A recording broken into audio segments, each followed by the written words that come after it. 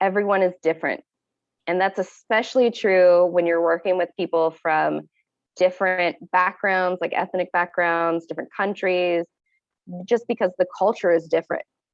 And I think working with people from different backgrounds, you actually have to go into each situation with a willingness to listen, really be open to the conversation that's being had, and really be mindful of what you're saying and what the actions you're doing and how is that going to affect people.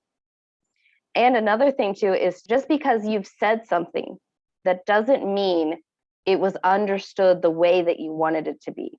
So it's very important to confirm what you said was actually understood in the way that you meant it to be. こんにちは皆さん、ビジネス・サクセス・ジャパンのポッドキャストへようこそ。Hello everyone and welcome to the Business Success Japan podcast. This is your host, Liddy Buchelman. This podcast is made for those who want to develop or strengthen the communication skills, cultural savvy, insights into current trends and conditions, and mindsets that are essential in a Japanese business environment. The helpful, practical suggestions and engaging insights offered here provide listeners with the in-depth cultural context needed to achieve their own version of success while collaborating with Japanese counterparts. In today's episode, I get to share a conversation that I had with Rosa Aldridge. Rosa is an American who has had her full professional working history in Japan, and she's passionate about creating sustainable cultural practices while promoting Japanese hospitality to the world. She is currently working in an environment that deals with event planning and promoting international understanding, and she has successfully navigated job searching in Japan and has held a variety of positions through various companies and institutions in the country. But before we get to hear more from Rosa, let's go over a little bit of Japanese. In the previous episode, we learned the word for lawyer, 弁護士, 弁護士, 弁護士. Today, I want to introduce a word that comes up in my conversation with Rosa, kyu-u-ji-n, kyu-u-ji-n, kyu-u-ji-n. Kyu-u-ji-n is a word that means recruiting or job offer. Rosa discusses her past experience with gya-ku kyu-u-ji-n websites, which uses the word gya-ku, or reverse, as a prefix, which makes the resulting word gya-ku kyu-u-ji-n something along the lines of reverse recruiting. Be sure to check out the description of the episode if you'd like to see the kanji used in these terms.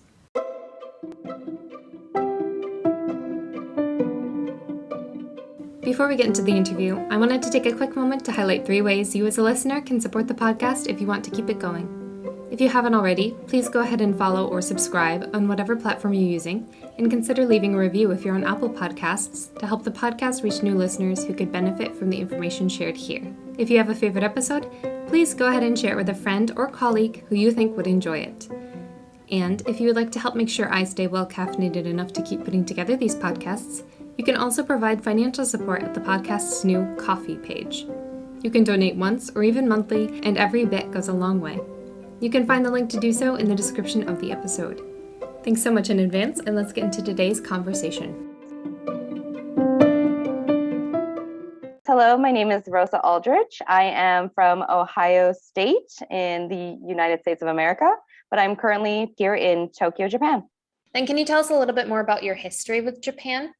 Actually, my history with Japan is actually quite long, so I don't know if you really want to go in too much detail, but just kind of giving you a brief overview. So I've actually been living in Japan now for almost 9 years. I've actually have worked at around 4 jobs so far in Japan. And actually, I've never actually worked in the United States. My whole professional career is in Japan. But my kind of jumping off point with Japan actually started when I was in high school, where I hosted Japanese exchange students.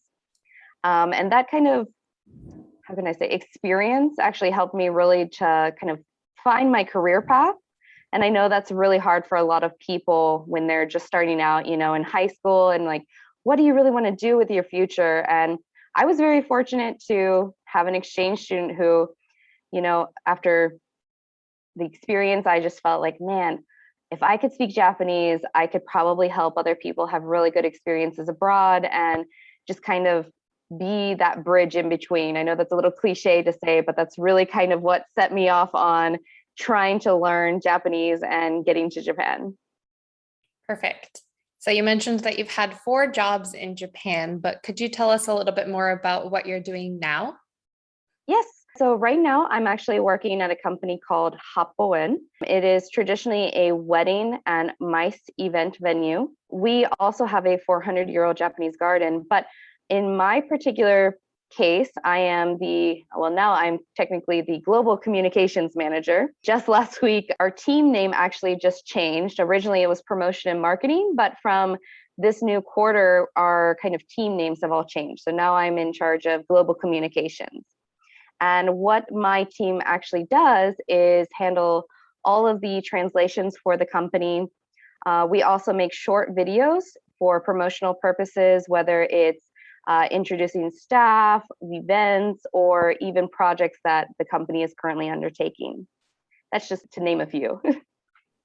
Perfect. I know that the stereotype in Japan is that, at least for Japanese people, you graduate from university, you enter the job market, you preferably stay at one company for your whole career. But that's obviously not the path that you took in Japan. Yeah. So do you have any advice for people who might feel a little daunted by the idea of having to navigate a career in Japan, just based on your experiences? Yeah. Well, I will say, first of all, job hunting in Japan is nothing like in the States. Japan actually has, I don't know if you know, but there's an actual kind of season, job hunting season, that most new graduates will take part in. Now, for me, I actually graduated from the university in the States, and I was very fortunate to be offered a job right away after college. I had actually made connections through my exchange program that I participated in during my junior year, and they offered me a job. So I was very fortunate to not have to go through the stress of the actual job hunting process necessarily my first time, but from my second and third time changing my jobs, I definitely learned a lot that's not actually covered in school necessarily. So there are things such as, you have your resume, but then there's an even more detailed resume, or actually learning what is the ways to enter a room for, an interview and things like that. So I was maybe not fortunate at first when I changed my jobs, but over time, I actually learned a lot just from trial and error. And actually, at one point in my career, I've actually now worked as a career counselor. So the current trend, actually, you had mentioned, many people would join a company and just stay there forever. But now the current trend is actually changing. A lot of younger people now are changing jobs quite frequently. And that's just because, maybe the job they join first, the company, it's not really suited to them. Or maybe the job, what it entails, wasn't actually what they thought they were going to be doing. And then they have maybe their passion lies elsewhere. And so they just want to change their job. And that's kind of the same thing that happened with me. My first job actually was only a contract. So after 2 years, there was no possibility to renew. So I had to find a new job. So I actually moved from Iwate Prefecture to Tokyo. And I had done all of my job hunting before I moved. So I did everything online. I used a lot of the online search engines like Career Cross, DaiJob, those type of things. But I think something that maybe foreigners might not be aware of is actually something called gya-ku. Do you know what that is, maybe? I haven't heard of that one. Okay, so gya-ku actually is where it's very similar to LinkedIn. You write your resume and you post it up, and companies that are interested in you will actually contact you directly, and they'll say, hey, we read your resume. We think you would be perfect for this position. Would you be interested in coming in for an interview? And that's actually how I got my current job. So I've used, recruiters in the past. That's actually how I was able to get my third job. But kind of if you really want to do it on your own, I really recommend something like gya-ku sites that are similar to LinkedIn. It's a very smooth process. There's just a lot there that people clearly aren't very familiar with. I hadn't even heard of that before. But yeah, a lot of points came up that I'd love to discuss. But just going back to what you said about Yes. the connections that you made that got you your first job. How Mhm. did that work out for you? How did you cultivate those connections? So, one advice I would give to anyone is always make the most of every opportunity that presents itself to you. Now, when I was on study abroad, one of the things we were able to choose kind of like the different activities that we'd participate in. And I was very fortunate to kind of say, oh, I'll go help with the, assistant language teacher for 3 days out of the week when I'm not in university classes. And I worked really hard during that time. And I was very fortunate that I had actually met some of the Morioka Board of Education members, and they were able to see how I interacted during my kind of volunteer time. And they thought I did such a swell job that they were just like, hey, when you graduate, do you want to come back? And I immediately said, yes. So I went back for 2 years. So I think cultivating relationships with people, and again, making the most of every opportunity is very crucial, especially if you want to navigate a very long career in Japan. You would be so surprised the different kind of opportunities that arise just by maybe taking 5 minutes out of your day to go help somebody, and then it turns around and it's an amazing experience later on down the road. So I definitely think it's important to kind of foster the relationships that we make with people and really utilize and take advantage of the opportunities that come up along the way. So then you mentioned also that you used a recruiter to find another job. Just my impressions, just based on what I've seen on LinkedIn in particular, is a lot of recruiting jobs are leaned more towards IT, other tech forms of work. But how did recruiting work out for you? So I did probably what everyone has done before. I've worked with, several recruiters at once. And to be honest, I think it's really important to really know what you want to do and really ask yourself, like, what is it I like to do every day? Will I find fulfillment in this type of work? Can I actually see myself doing this type of work for a long period of time? And will I enjoy this? So when I kind of asked myself those questions, I found that I was more towards kind of like the humanities type of jobs. So kind of going back to my original reason for wanting to learn Japanese and come to Japan. So when I was meeting with these recruiters, I would just honestly tell them, I really want to help people. I want to use my language ability. I want to do these types of things. And one job that really stuck out with me, actually during my university years, I had actually worked as an office aide for the Japan Study Office at our university. So they handled all of the exchange student information and kind of setting up exchange programs. But I had really enjoyed that type of work. And so I just said, if there was ever a university kind of office work position that came available, I would really love to work in that type of environment. And it was just, I have to say, probably luck at that moment. The recruiter actually contacted me probably within a few days and was like, hey, I actually found a university position. Are you interested? And honestly, like the position itself, I was like, yes, that is what I want to do. And I was very nervous because it was also my very first time actually interviewing with a strictly Japanese company. And so I would message all of my friends, my Japanese friends and my senpai, and just be like, how can I better prepare this? And honestly, there's a lot of material on the web too that you can utilize to, whether it's to prepare yourself for interviews or how to enter and exit a room, how to sit.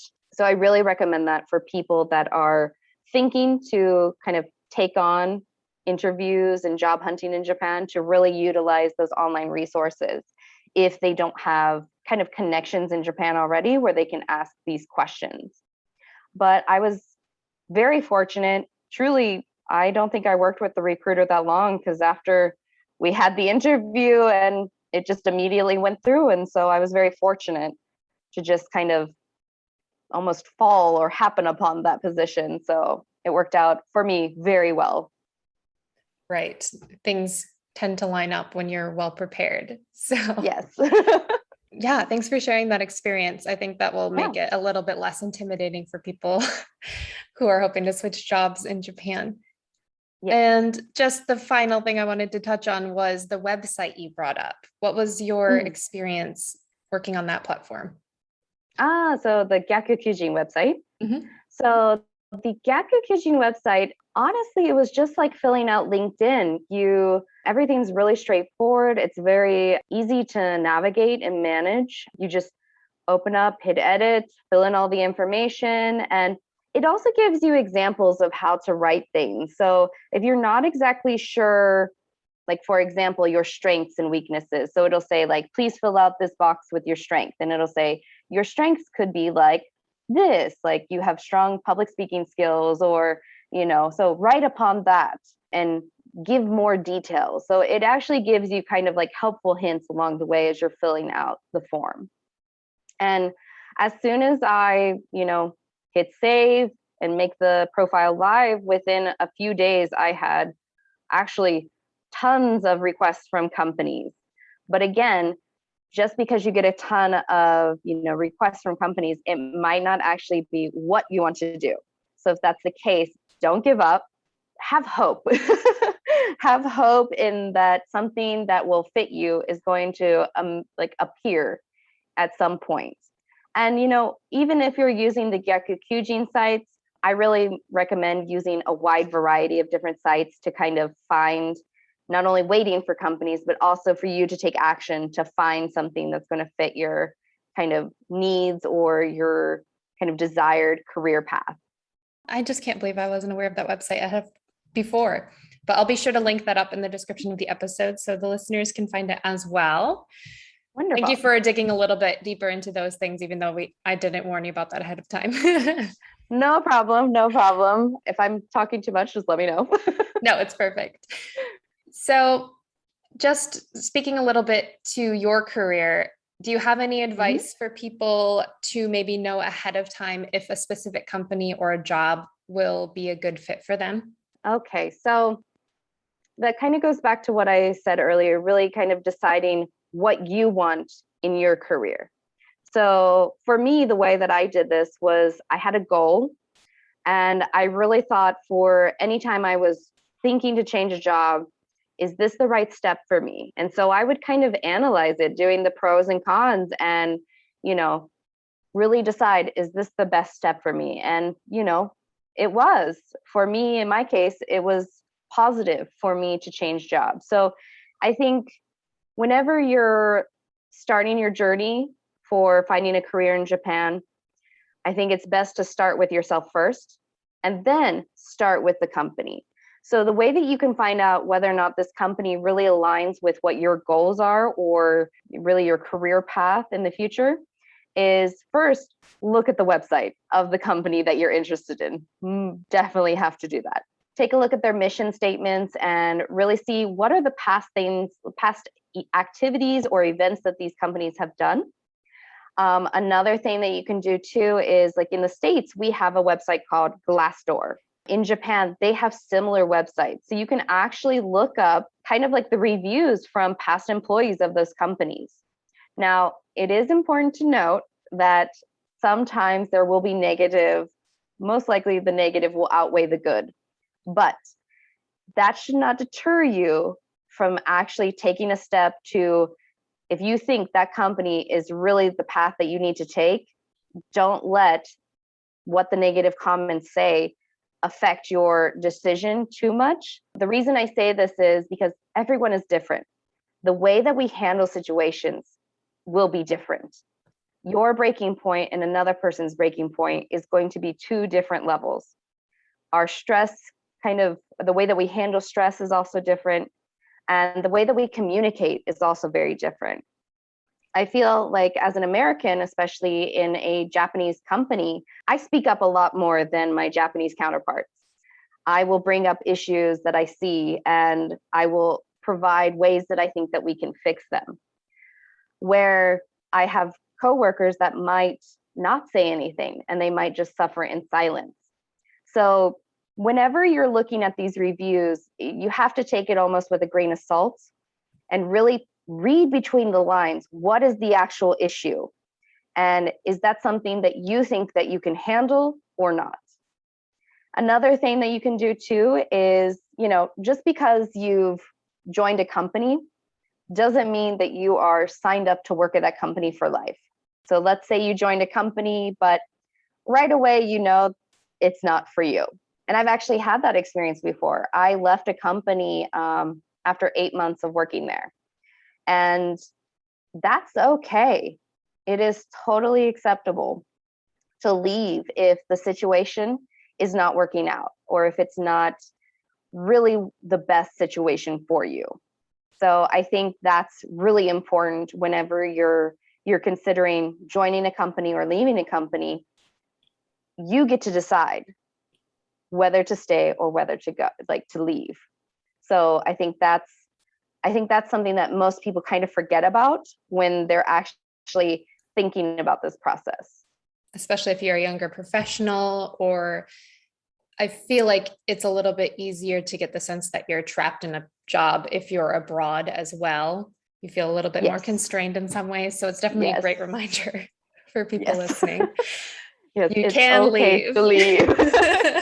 Most certainly, you can leave. Great. So as you said, you've had some experience dealing with companies that weren't a great fit, but then also, unfortunately, with companies whose labor practices have been questionable. And you've even had to work with the Bureau of Labor to resolve some things. Yes. Would you mind going into that a little bit for us? Yes. So as I mentioned, I did have to leave a company after only working there for 8 months. I first thought it was going to be a great fit. I was promised that I would be doing a certain type of work.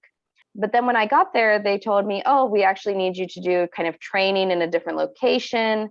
But then there was no real deadline for when that training was going to end and switch over to the actual position. And I was hired mostly for a more kind of office type of work, whereas they wanted me to train in a completely different environment, totally different type of company, actually. It was like a separate company that they wanted me to train in. And, as a young professional, I thought, okay, well, this is my first real job after, teaching in Iwate, so maybe this is the normal thing. So I did it, but then as I was doing this training, I slowly noticed they kept adding on more tasks and different things that were not a part of what my job was actually supposed to be. And finally, at one point, they were like, oh, hey, we actually need you to do this job now. And it was something that I had no skills for. I was not certified to do it, and it was going to be a liability. And I immediately said no. I was like, I cannot be put in a position where I am liable for the safety of others if I'm not certified to do that. So I actually immediately contacted the president of the company and I was like, we need to have a talk and a sit down actually to really discuss what's happening here. And so we actually, we talked. I said, you hired me for this position and I've done the training now for several months, but there was never a clear definition of when I was switching over to the real position. And I said, I'm not comfortable doing these other tasks because I'm not certified for them. And I do not want to be liable because if something did happen, I would be the person that was responsible. So eventually the president of the company actually immediately was like, okay, from tomorrow, you're going to be at that location. You will start working there. So I immediately switched over and I thought it was going to be fine, but same thing. They started piling on things. One time we were in a meeting and the new location actually had a cafe in it, and the cafe manager quit the day before. And in the morning we had a meeting and they were like, oh, we need a new manager. What's going to happen? And then the president said, oh, don't worry, Rosa's going to take care of it. I had never heard about this. I was never briefed.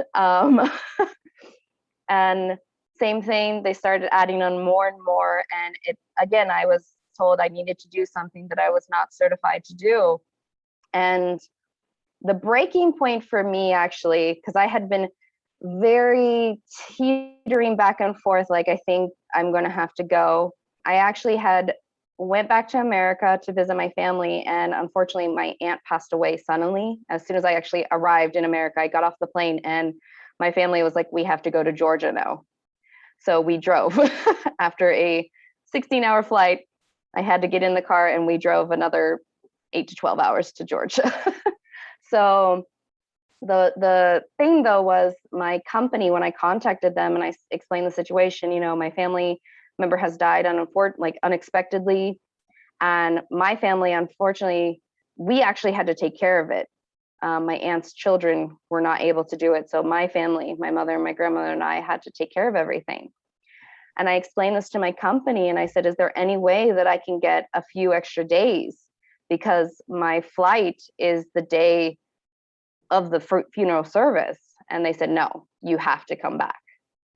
And for me, a company that kept telling me that we consider, our workers family and that we're very family oriented company, that was a smack in the face for me. And I immediately was just like, I can't do this anymore. And so I ended up talking to my senpais at the company and asking kind of what to expect when I tell them I'm going to quit. And because I had heard a lot of not good kind of conversations behind the scenes before. So I was like, okay, I need to know what's going to happen. And I was pretty much told that they were going to try and not pay me for the last several months of my work. They were not going to probably pay me transportation and instead try to find me money. So I learned all of this. I immediately took my contract. I took all the evidence that I had. There was a lot of things happening within the company. And I took everything and I immediately walked into the labor Bureau of Labor, and I went up to the help desk and I was like, is there anyone I can talk to? I have a situation that I need, assistance with. And I was very fortunate. The actual person that I could speak to was there at the time. Really, you're supposed to call and make an appointment. Did not know that at that time. But we learn from trial and error. But I went in, I talked, and eventually I was able to solve my situation. And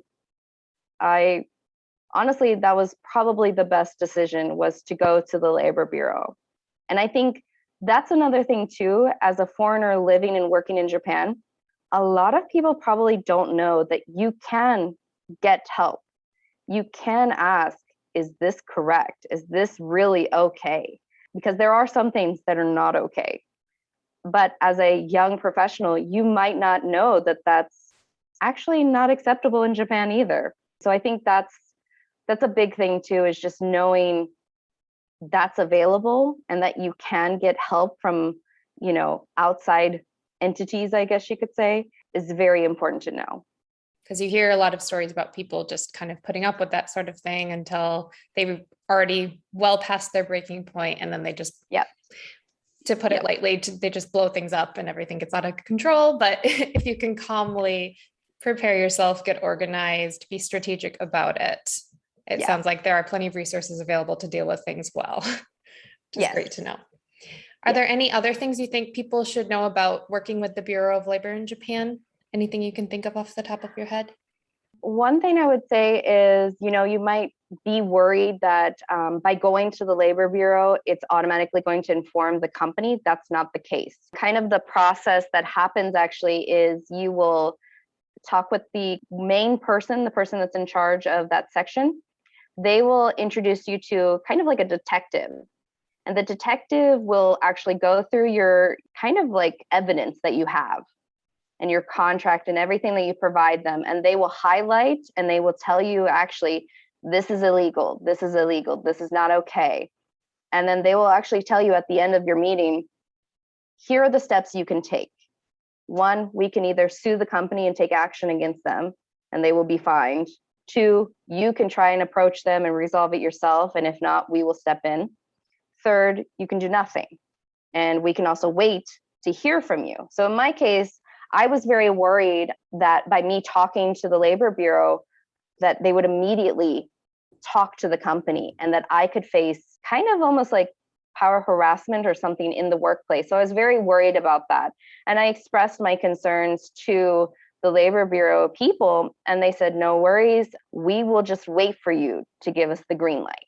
And in my case, I actually took all of the information that they had told me. I had taken the highlighted forms and everything, and I again went to the president and I said, hey, I would like to quit on this date. And he immediately tried to be like, no, you have to give 90 days notice and you have to do all this and jump through hoops. And I said, well, actually, I don't. So it was very nice to be well prepared for that conversation and to really know what was okay and what was not okay. And I think that's what actually helped to make that kind of tough situation just very less stressful, I guess you could say. Of course, the situation itself is very stressful, but because I was prepared, I was able to handle it in a very effective way. And I think it's very important to be prepared and to do it in a very professional way as possible, not to hurt feelings or anything like that. And honestly, after the conversation with the president, he actually said, well, I hope we can work together again in the future, which I thought was funny, but no. It's funny because no, but also that's sweet. Thank you so much for breaking that down. That even just listening to you lay that out relieves my anxiety. And I hope that I won't even be in that situation, but just knowing that you can even just have somebody kind of coach you through how to deal with it yourself. If you just want to make sure that you're prepared, maybe they haven't done things that you think warrant legal action, but just knowing how to handle things correctly is definitely a great thing to have in your program. Yes. Well, and also, like in my case, I went in and directly spoke with them because I wanted to show them, the proof of things that I had. But they do have also a consultation like hotline. So if you just have a question, a brief one, you can just call the number and just be like, hey, this is happening. Is this normal? Should I, come consult you guys more in detail or anything like that? So there are not only the Labor Bureau, but also there's a company called Hello Talk. They also can help you with things like that too. So there are several places or groups or even companies that are there to support you and help you in your career if you're ever in a tough situation. That's so great to know. And are these services only available in Japanese? Does it depend on the location? Most of the areas in Tokyo, they do have multiple language services. So it actually lists everything on the website. If you just even type in, Tokyo Labor Bureau in English, it'll actually pop up an English page for you. Same thing as Hello Talk. They have an English page available as well. And I do know that they do have other languages, but the day might be different for consultation. So that's important to always check the information on the website. So shifting gears a little bit, thanks for going so in depth on all of that information, but no problem. How do you tend to approach communication when you work on such diverse teams in Japan? You specifically are not just working with Japanese people, you're working with kind of the more international department. So how does that look for you? Oh, as I mentioned before, everyone is different. And that's especially true when you're working with people from different backgrounds, like ethnic backgrounds, different countries, just because the culture is different. And I think working with people from different backgrounds, you actually have to go into each situation with a willingness to listen, really be open to the conversation that's being had, and really be mindful of what you're saying and what the actions you're doing and how is that going to affect people. And another thing too is to, just because you've said something, that doesn't mean it was understood the way that you wanted it to be. So it's very important to confirm what you said was actually understood in the way that you meant it to be. There have been times when I have said something that maybe someone on my team took it a different way. And luckily, though, my team were very open. So as soon as something comes up, just because we've constantly said in our groups, we're all different. We all will, take things a different way. And, not everybody is a native English speaker, and that's fine. So as a team, though, we have to work together in order to make sure we don't have those miscommunications or misunderstandings even. So, it's very important to just be like, oh, no, I meant it this way, and just go from there. So if you have a willingness to really go into each situation and be mindful and truly just listen to what they're saying and try to understand, I think you'll have no issues. It's only when people kind of get stuck on, well, it's always been this way, we can't change it, or I don't understand you, I'm not going to try to understand you. That's when issues kind of arise within the workplace. So I think if everybody in your team or your coworkers would have that willingness to, work together, understand each other, then I think there's really no problem or difficulties, I guess you could say, major ones, working on a very diverse team. And just thinking about how often communication breakdowns happen with people speaking their first language in the same cultural context. Yes, just be aware that working on diverse teams will add additional challenges, but also, in a sense, give you more opportunities to be more explicit, to communicate more fully with each other. Yes, 100%. Does that dynamic with communication change at all once Japanese members of your team are involved? Is there any shift there? It's kind of the same thing. Now, I will say that the way that we think is very different. So I feel that the global members, we have a pretty similar mindset to some degree, whether it's a task and we say, oh, this would be great if we could do this way. Yeah, we can all agree. Yeah, I see the benefit of that. But with the Japanese side, that's kind of where we run into where it's always been this way. We shouldn't go off track. But I feel that if you are willing to kind of talk to them and just be like, well, we understand that it's always been that way, but we have an idea, and this may actually benefit the company more or make the process overall easier for everyone. Would you like to hear about it and just consider it, kind of thing? So again, if you're willing to kind of meet halfway, and just communication is key. If you just try to communicate what you're trying to accomplish, most of the time people will listen. Most of the time. And sometime, of course, you'll have those that just don't want to listen. But that's in every case, not just, foreigners or Japanese. It's everyone. You have some people that are willing to work with you and some people that aren't. 100%. Have you had any unique challenges or opportunities that have stemmed from being one of the few, or in some cases, the only foreigner in a predominantly Japanese company or team? Yes, definitely yes. One thing I can say, it's a memory that sticks with me. So my company, we do a lot of events, and we also do food and banquet and things like that. So one time I was asked to attend a tasting for an event that was coming up that was going to have a lot of foreign customers present at this event. So in this room filled with Japanese chefs, Japanese managers, I was the only foreign manager and the only foreign staff at that meeting.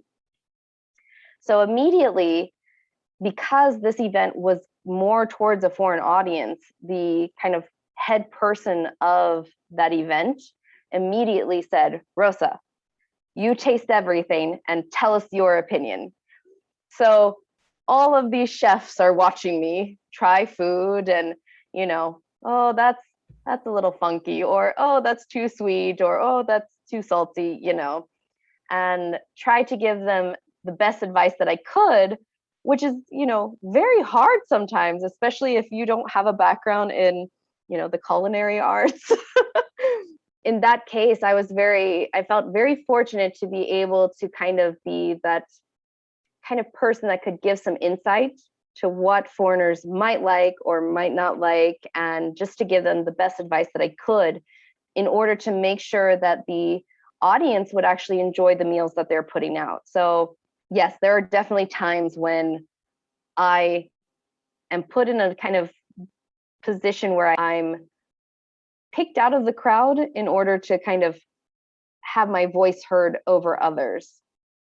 I'm not sure if that's the best way to say that, but definitely among the Japanese managers and things like that, I do occasionally get asked to do things, or at least have my voice heard more so than others. I do find, yes. So another topic that you have said that you're especially passionate about is finding balance in your life. So Yes. could you tell us a little bit about what that means to you when it comes to finding work and social and life balance while living in Japan? Yes. So I truly believe finding balance is key to, just success and happiness and fulfillment in life. So for me, that means when work is done, work is done. I don't check my work email. I don't check my stuff, just because you need to just have a chance to kind of reset yourself for the next day. So whether that's, maybe you have a yoga class you want to go to, or maybe you want to go just for a walk in the park, or, read a book. It's important to find something that just kind of helps you to reset after the day and just not think about work. It really needs to take your mind off of it. So for me, I actually started, Japanese dance class, and that's the way I reset for the week. And I think that's truly important, because it can also help you reduce stress, doing something that you like doing, and just forgetting about work for a couple hours until the next day. I also think kind of finding that balance also can help you kind of take on new tasks or challenges that you want to. So whether or not it's in work or outside of work, just having that kind of off switch can really help you kind of figure out if you really want to do something new, or even take on new challenges, whether it's like getting a different major. Maybe you want to go back to school or take online classes. Maybe you want to get certified in something. It's just that off switch is so important. That way you can have balance outside of work, because our life is already consumed with work, thoughts of work for 8 to 9 hours a day. Your whole day shouldn't consist of work. It should be filled with other things that you find enjoyable, and just live your life at the same time. You specifically mentioned not checking emails after work. And have you ever experienced any pushback from employers when it comes to setting those work boundaries? I have had one company, that was actually the company that I had left in 8 months, that constantly said you need to check emails every day, every hour kind of thing. And even when you're not working, I don't believe that's okay. Now, if you have an important thing that really needs seen to, that's, working with somebody from abroad, maybe on an occasion, but truly, there shouldn't be anything that requires you to do anything outside of work hours, unless it's a project that you've already know ahead of time that you're going to have to do something for. So honestly, any other company I've worked for, I haven't had anybody be like, oh, you absolutely have to check this. You absolutely need to respond ASAP. It's just when you're working, and when you're done, you're done. And if you happen to check it, good for you. So basically what I'm hearing is don't be afraid to set those boundaries, because I feel like, especially if you're living abroad, you kind of want to make sure that you're pleasing the people around you, because if you're in a good situation, they've worked so hard to support you in adjusting to this new place and everything. But yes, set your boundaries and do what you can to maintain them. Yes, 100%. So can you think of any specific example of a communication breakdown that you've experienced that you think is due to cultural differences in Japan? There was something, I think, in the office once where I think somebody asked me to maybe do something, but I had understood it as, oh, can you do this later or something, or vice versa. Maybe I had asked somebody to do something later, but really they had meant for it to be done right away, or maybe go pick up something. And it was just small things. There's nothing ever been anything that's like major miscommunication kind of thing. It's more simple things like, oh, well, I was implying that now kind of thing, but I don't really think of anything too major. Sorry.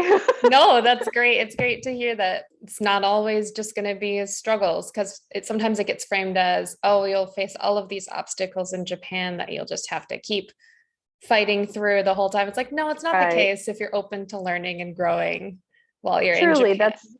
That's the best advice, is just have a willingness to learn and listen. And if you can do that, you'll go far.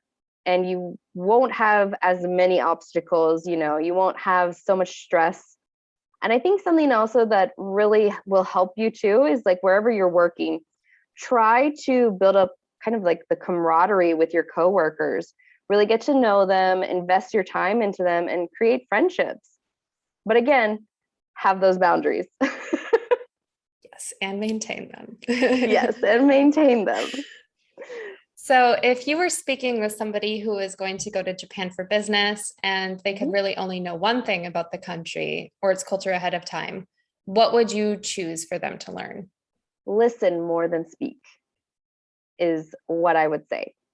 That is, I think, the most important thing, is just truly listen to what is being told to you or spoken to you, and really try hard to understand the way or the process that they're thinking of, because it is different.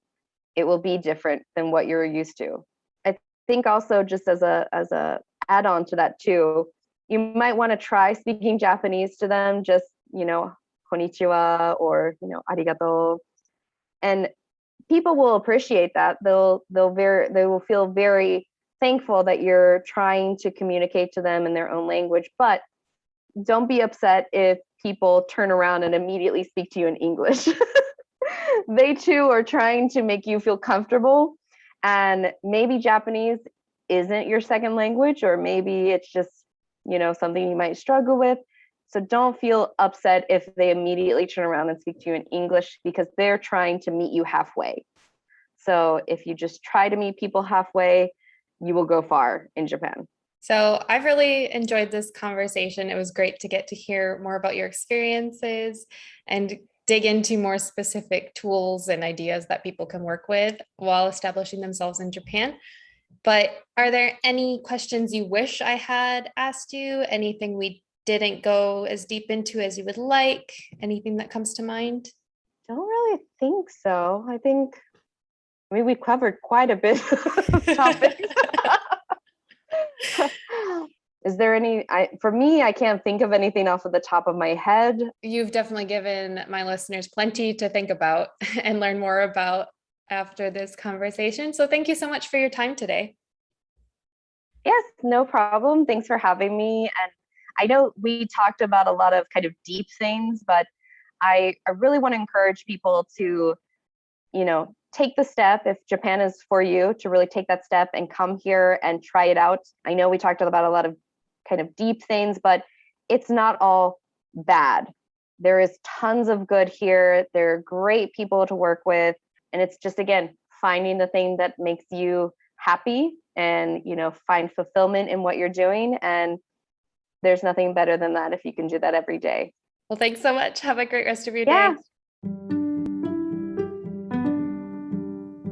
Thank you for listening to today's interview on the Business Success Japan podcast. If you want to learn more from Rosa Aldridge, be sure to check out all of her links in the description of the episode. If you enjoyed today's episode, go ahead and share it with a friend, colleague, or connection on LinkedIn to help spread the perspectives and information shared in the podcast. And please remember to go ahead and subscribe or follow on whatever platform you're using, and also leave a rating and review if you enjoyed the podcast. If you would like to support the podcast financially, please check out my link to the new coffee page to help keep me well caffeinated and making content. As always, feel free to email me at businesssuccessjapan@gmail.com if you have any other questions, comments, or suggestions for future episodes or interview topics. I'd love to hear from you directly, so if you'd like to leave a voice message, you can find the link to do that in the description as well. But for now, remember that the more you learn, the more confident you will become as you explore all of the opportunities Japan has to offer you. Until next time, mata kondo.